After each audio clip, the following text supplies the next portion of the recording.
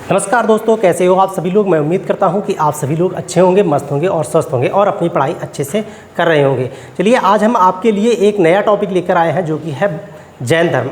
कल मैंने आपको बौद्ध धर्म अच्छे से क्लियर करवा दिया था। आज मैं आपके लिए जैन धर्म लेकर के आया हूं और ये जैन धर्म से एक एक क्वेश्चन बनने की संभावना रहेगी आपकी। इतने ये मैंने स्लाइड आपके लिए तैयार की है और इसी से चाहे कोई सा भी एग्ज़ाम हो, एनीबॉडी कोई सा भी एग्ज़ाम हो, चाहे पुलिस यूपी पुलिस हो, चाहे यूपी एसआई हो, चाहे पैट का परीक्षा हो, यहाँ तक कि आपके यहाँ पे टीजीटी पीजीटी लेवल तक का मैंने मेंशन कर रखा है। यहाँ से कोई भी एग्ज़ाम बाहर नहीं निकलेगा। आप लोग लास्ट तक बने रहिएगा। जब आपकी लास्ट क्लास हो जाएगी ना तो आपको समझ में आएगा कि हाँ वाकई में इस क्लास में हमें बहुत कुछ सीखने को मिला है। ठीक है, चलिए आज हम बात कर लेते हैं इसी टॉपिक पर। पूरा ध्यान से देखिएगा। चलिए हम बात कर लेते हैं जैन धर्म की। जैन धर्म के संस्थापक कौन हैं? तो जैन धर्म के संस्थापक ऋषभदेव हैं। माना जाता है कि वास्तविक जो संस्थापक हैं वो हैं महावीर स्वामी। महावीर स्वामी से पहले 23 लोग ऐसे थे जो कि जैन धर्म के संस्थापक, जैन धर्म के प्रवर्तक के रूप में काम कर चुके हैं। लेकिन ये जो महावीर स्वामी की बात करेंगे हम थोड़ी देर बाद, तो महावीर स्वामी कौन से नंबर के थे? तो ये 24वें नंबर के थे। इससे पहले जो हम बात करेंगे तीर्थंकरों की संख्या कितनी है? तीर्थंकरों की संख्या 24 है।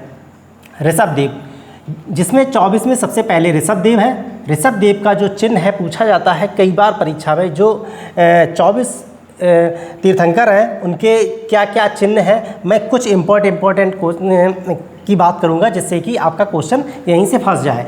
ऋषभदेव का जो चिन्ह है वो है सांड, अजीतनाथ का है हाथी, संभवनाथ का है घोड़ा, मल्लीनाथ का है कलश, शांतिनाथ का है हिरण, नेमिनाथ का है कमल, अरिष्टनेमि का है शंख, पार्श्वनाथ का है सर्प और महावीर स्वामी का है क्या? सिंह। अब चलिए याद कैसे करेंगे, देखिए समझ लीजिएगा। ऋषभदेव को आपको याद करना है कि ऋषभदेव जो है इनका जो प्रतीक चिन्ह है वो है सांड। अजीतनाथ, अजीत से आप याद कर लीजिएगा। अजीत जो है, अजीत हाथी पर बैठे हुए हैं, ठीक। और संभव घोड़ा पे बैठे हुए हैं, संभवनाथ घोड़ा पर।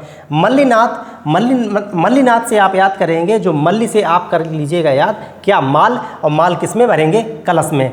तो मल्लीनाथ। अच्छा, एक इम्पॉर्टेंट यहाँ पे बात आती है। ये जो मल्लीनाथ हैं, मल्लीनाथ को एक महिला के रूप में कहा गया है। कुछ ग्रंथों में ये मिलता है कि मल्लीनाथ एक महिला थी, ठीक। शांति, देखो हिरण एक ऐसा जानवर है जो बहुत शांति चाहता है, मतलब किसी प्रकार का शोर ना हो, तो शांति से हिरण हो गया। नेमिनाथ में ना जो आगे है, नीलकमल में नील ना आगे है, ठीक। अरिष्टनेमि की बात कर लेते हैं तो अरिष्टनेमि में शंख हो गए, ये 22 में थे। पारसनाथ में ये रा ऊपर चढ़ा हुआ है और इसमें सर्प में रा ऊपर उड़ा हुआ है, ठीक। तो इस तरीके से आप इसको याद कर लीजिएगा। महावीर के लिए तो सिंह है ही, आप लोगों को तो पता ही होगा। अब हमने बात कर ली है क्या कि जो 24 तीर्थंकरों में से बहुत महत्वपूर्ण जो तीर्थंकर थे उनमें से जो उनके चिन्ह थे उनकी बात की है। अब हम बात करेंगे जो इन 24 तीर्थंकरों में से जो 23 तीर्थंकर थे उनमें से जो शिक्षाएं दी, उन्होंने किस किस पर शिक्षाएं दी? सत्य, अहिंसा, अस्तेय और अपरिग्रह, ठीक। ब्रह्मचर्य जो है, ये जब 24वें तीर्थंकर अर्थात महावीर स्वामी आए तो इन्होंने ब्रह्मचर्य को इसमें जोड़ा था, ठीक। देखिए हाँ, इसी से संबंधित है कि सप्तभंगी ज्ञान बहुत इंपॉर्टेंट है। क्वेश्चन किसी भी लेवल से आपका जा सकता है, क्योंकि जो सप्तभंगी ज्ञान है, सप्तभंगी ज्ञान को ही स्यादवाद कहा जाता है, स्यादवाद को ही अनेकांतवाद भी कहा जाता है। आपके लिए क्वेश्चन बनता है, आपके लिए क्वेश्चन पूछा जाता है, चाहे वो टीजीटी हो, चाहे पीजीटी हो, चाहे यूपी एसआई हो, मतलब लेवल का कौन सा भी हो, क्वेश्चन यहीं से बनेगा। तो क्वेश्चन बनता है क्या कि अनेकांतवाद किससे संबंधित है, या स्यादवाद किससे संबंधित है, या फिर सप्तभंगी ज्ञान किससे संबंधित है। वेरी वेरी मोस्ट इंपॉर्टेंट है, आप लोग ध्यान कर लीजिएगा कि अनेकांतवाद किससे संबंधित है? वो है जैन धर्म से। अब हम बात कर लेते हैं महावीर स्वामी की। महावीर स्वामी का पूर्व नाम था क्या? वर्धमान। क्या नाम था? वर्धमान। इनके पिता सिद्धार्थ, माता त्रिशला और पत्नी यशोदा थी, ठीक। और उनकी एक बेटी हुई है अनुज्या, जिसे प्रियदर्शनी भी कहा गया है। उनकी जब शादी जामली के साथ होती है तो वो उनके दामाद बन जाते हैं। इन्होंने क्या किया कि 30 वर्ष की अवस्था में इन्होंने घर त्याग दिया। मतलब किसने? महावीर स्वामी जी ने 30 वर्ष की अवस्था में घर त्याग दिया। और घर जब त्यागा था तो किसकी आज्ञा से त्यागा था? तो उनके एक बड़े भाई थे जिनका नाम था नंदीवर्मन। नंदीवर्मन की आज्ञा से ये घर त्याग देते हैं और 12 वर्ष की कठिन तपस्या के बाद में ये ऋजुपालिका नदी के किनारे पर इनको ज्ञान प्राप्त होता है। आपके लिए सबसे महत्वपूर्ण इम्पोर्टेंट बात यह है कि जो इनको ज्ञान प्राप्त हुआ है वो किस नदी के किनारे प्राप्त हुआ है? तो ये है ऋजुपालिका नदी के किनारे पर। ठीक है दोस्तों, जब इनको ज्ञान प्राप्त हुआ तो क्या कहलाए? ये जिन कहलाए, अरहत कहलाए और निर्ग्रंथ कहलाए। पूछा जाता है कि जिन किसको कहा जाता है, निर्ग्रंथ किसको कहा जाता है? ठीक, तो ये है महावीर स्वामी जी को। ठीक, चलिए आगे बढ़ते हैं। जो इन्होंने जब इनको ज्ञान प्राप्त हुआ महावीर जी को तो इन्होंने उपदेश दिया। तो उपदेश सबसे पहले कहाँ पर दिया? तो राजगृह में दिया। राजगृह में किस पर्वत पर दिया? तो वितुलाचल पर्वत पे दिया। किस नदी के किनारे दिया? तो बराकर नदी के किनारे दिया। देखो, पॉइंट बाई पॉइंट, मैं कोई फालतू की बात नहीं कर रहा हूँ, पॉइंट बाई पॉइंट कह रहा हूँ कि उपदेश जो है राजगृह में दिया। राजगृह में कहाँ पर? वितुलाचल पर्वत में दिया। और कहाँ, किस नदी के किनारे दिया? तो बराकर नदी के किनारे दिया। इनकी भाषा पूछी जाती है कि जैन धर्म की भाषा क्या थी? तो उनकी भाषा है प्राकृत भाषा या अर्धमागधी भाषा। पूछा जाता है प्राकृतिक भाषा भी, अर्धमागधी भाषा भी। इनके प्रथम अनुयायी कौन थे? जो इनके दामाद थे वही इनके अनुयायी थे। मतलब दामाद कौन थे? जामली थे। ठीक, देखिए और हम बात कर लेते हैं प्रथम बिच्छुड़ी। प्रथम बिच्छुड़ी कौन थी? चंपा। चंपा कौन थी? दधिवाहन की पुत्री थी चंपा। ठीक, यही पूछा जाता है कि प्रथम बिच्छुड़ी कौन है? तो चंपा थी। अब इन्होंने अपने 11 गढ़धर बनाए थे। गढ़धर, 11 गढ़धर, जिसमें से जब 11 गढ़धर बनाए थे इन्होंने तो इसके बाद में इनकी मृत्यु हो जाती है। किसकी? महावीर स्वामी जी की। कहाँ पर होती है? पावापुरी में। राजा मल्ल के राजा समस्ती के यहाँ पर ठीक हो पाती है। चलिए, हाँ, अच्छा, जो 11 गढ़धर बनाए थे तो 11 गढ़धरों में से इनके 5 जो थे, 5 गढ़धर, उनकी मृत्यु हो जाती है महावीर स्वामी के समय में ही। अब जो इम्पोर्टेंट कौन बचते हैं? एक तो बचते हैं इंद्रभूति और दूसरे बचते हैं सुधर्मण। जब ये दो बचते हैं इनकी मृत्यु के समय में तो सुधर्मण क्या बन जाते हैं? सुधर्मण बन जाते हैं इनके पहले उपदेशक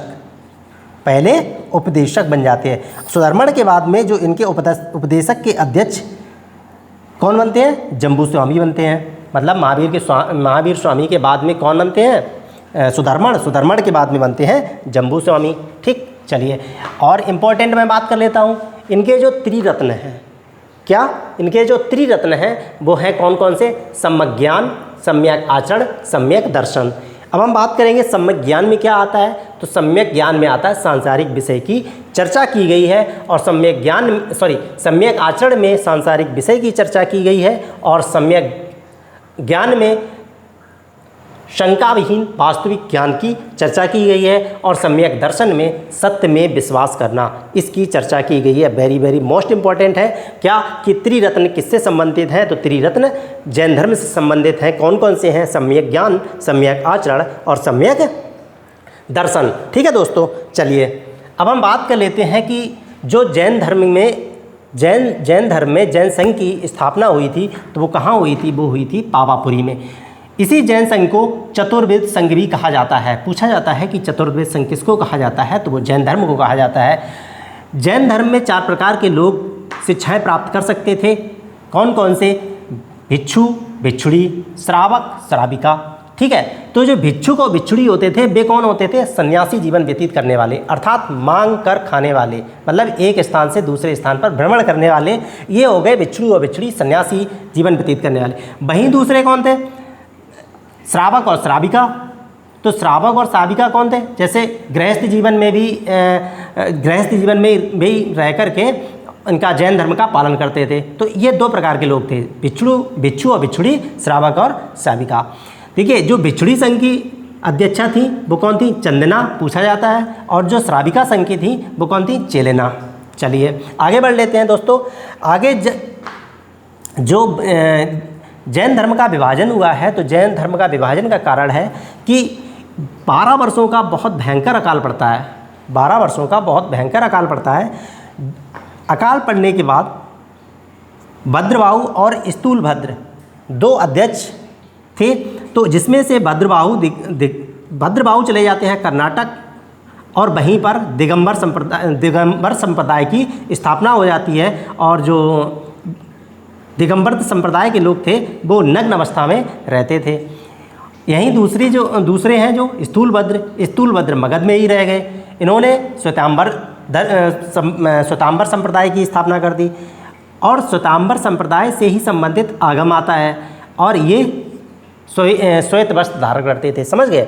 तो ये हुआ कि जो विभाजन हुआ है कि दो लोग हुए, एक भद्रबाहु और एक स्थूलभद्र। जो भद्रबाहु थे वे कर्नाटक चले गए, मतलब दक्षिण भारत चले गए। वहाँ पर इन्होंने किसकी स्थापना कर दी? इन्होंने स्थापना की दिगंबर संप्रदाय की। दिगंबर संप्रदाय हमेशा नग्न अवस्था में रहते थे, और जो स्थूलभद्र ये मगध में ही रह गए। तो वहाँ पर ये श्वेतांबर कहलाए और श्वेत वस्त्र धारण करते थे। और आ जाते हैं इनकी बौद्ध संगीतियाँ इंपॉर्टेंट दो हुई हैं इनकी। एक तो 300 BC में, मतलब 300 ईसा पूर्व में पाटलिपुत्र में, और पाटलिपुत्र के जो अध्यक्ष थे वहाँ पर, तो वहाँ मतलब संगीत के जो अध्यक्ष थे वो स्थूलभद्र थे। द्वितीय संगीत हुई वो हुई 6वीं शताब्दी में। कहाँ पर हुई? वल्लभी में हुई। वल्लभी में जो संगीत हुई उसके जो अध्यक्ष थे वो थे क्षमा श्रवण। ठीक, चलिए आगे बढ़ लेते हैं दोस्तों। जो खजुराहो के मंदिर बने हुए हैं जैन धर्म के, वो किसने बनवाए? पूछा जाता है क्वेश्चन में कि जैन धर्म से संबंधित जो खजुराहो में मंदिर बने हुए हैं वो किसने बनवाए? चंदेलों ने बनवाई। और एक क्वेश्चन बनता है कि कर्नाटक के श्रवणबेलगोला में जो विशाल बाहुबली की मूर्ति बनी हुई है, जिसे हम कहते हैं गोमतेश्वर की मूर्ति, वो किसने बनवाई थी? वो किसने बनवाई बताइए? गंग वंश के शासकों ने बनवाई थी। ठीक है दोस्तों। और यही जो बाहुबली की मूर्ति जो है ना, गोमतेश्वर, ये किससे संबंधित है? ये थे बाहुबली, ये सबसे पहले जो तीर्थंकर थे ऋषभदेव के बड़े बेटे थे ये बाहुबली। ठीक, चलिए आगे बढ़ लेते हैं दोस्तों। जैन धर्म को स्वीकार करने वाले राजा कौन कौन से थे? तो वो थे उदयन, चंद्रगुप्त मौर्य, कलिंग राजा खारवेल, अमोघवर्ष और चंदेल शासक। ये लोग जैन धर्म को मानते थे। आगे आ जाते हैं, इंपॉर्टेंट अगर डीप में क्वेश्चन बनेगा तो यहाँ से बनेगा, यहाँ से भी पकड़ लेते हैं हम कि आगम से संबंधित 12 अंग, 12 उपांग और 10 प्रकीर्ण, 6 छंद, ये चीज़ें थीं। और यहाँ पर 12 अंगों के अंतर्गत क्या क्या आता है? 12 अंग में मैंने 2 ही इंपॉर्टेंट लिए हैं जहाँ से क्वेश्चन बनते हैं, आचरांग सूत्र और भगवती सूत्र। आचरांग सूत्र में क्या होता है दोस्तों? आचरांग सूत्र में होता है कि आचरण एवं नियमों की बात कही गई है, और भगवती सूत्र में जीवन संबंधी सिद्धांत के बारे में बताया गया है। ठीक, चलिए आगे बढ़ लेते हैं। और क्वेश्चन अगर टफ बनेगा तो क्वेश्चन पूछा जाएगा कि जैन धर्म के प्रमुख तत्व कौन कौन से थे? तो जैन धर्म के प्रमुख तत्व 6 थे। कौन कौन से? काल, जीव, पुद्गल, धर्म, अधर्म और आकाश। आपका एक ही स्लाइड में पूरा टॉपिक कंप्लीट हो गया। आप 1 या 2 बार देखेंगे तो आपको एक क्लियर बात हो जाएगी। ठीक है ना? चलिए अब क्या बचता है? अब तो कुछ नहीं बचता है। जो संस्थापक थे वे ऋषभदेव थे। ठीक, चलिए आप लोगों को अगर समझ में आया हो तो एक बार चैनल को सब्सक्राइब कर दीजिएगा और बेल आइकन को दबा दीजिए, जिससे कि आपके पास आने वाला नोटिफिकेशन जल्दी पहुँचे। ठीक, थैंक यू।